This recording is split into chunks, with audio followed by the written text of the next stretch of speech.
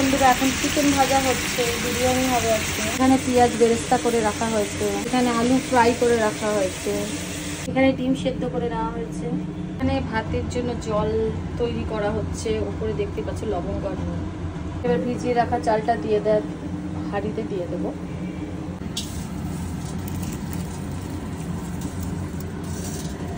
লবঙ্গ আর নুন দিয়ে দিয়েছিলাম আগে। এখন চিকেন দিয়ে দিয়েছি, এবার আলুগুলো সাজিয়ে দেবো। এই যে আলু পটেটোগুলো,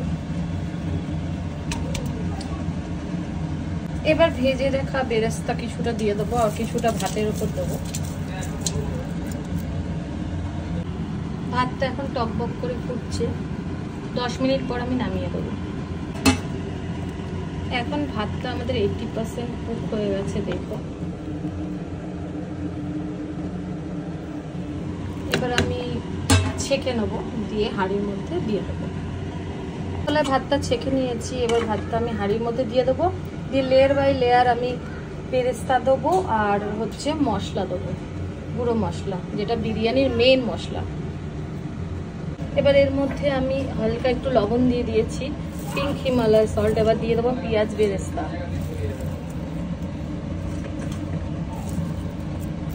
এবার দিয়ে দেবো কিছুটা গুঁড়ো গরম মশলা। এটা হচ্ছে মেন, জানোই তোমরা, এই গুঁড়ো গরম মশলাটা বিরিয়ানির মশলা। এরপরে আর একটা লেয়ার দিয়ে দেবো ভাতের, আবার একটা ভাতের লেয়ার দিয়ে দিয়েছি। ডিমগুলো এবার বসিয়ে দেবো।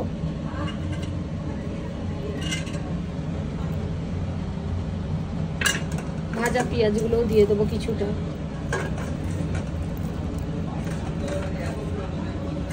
আর একটু মশলা দিয়ে দেবো, গুঁড়ো মশলা।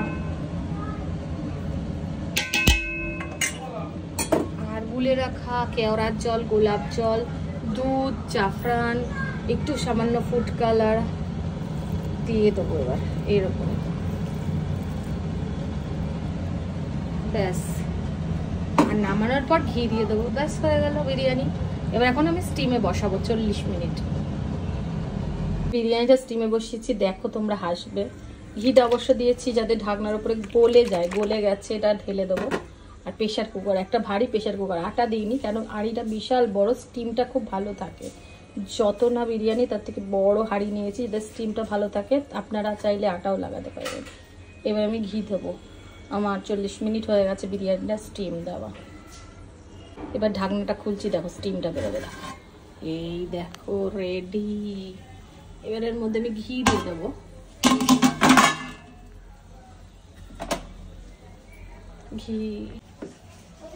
ঘি দেওয়া হবে,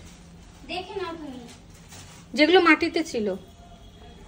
কমপ্লিট হয়ে গেছে।